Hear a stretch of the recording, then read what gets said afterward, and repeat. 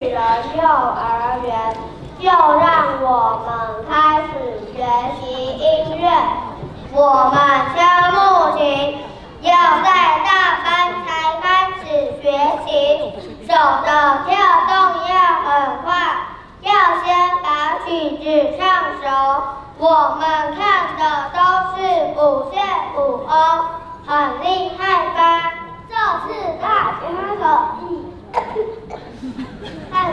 跟不一样的木琴演奏法，所有的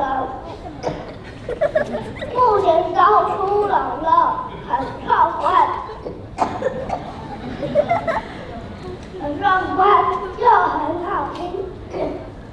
看完后会很感动哦。以下是高音箱型木琴演奏第1首《快乐的晚上》，大黄班演出；第2首《梅花》，大蓝班演出；第3首《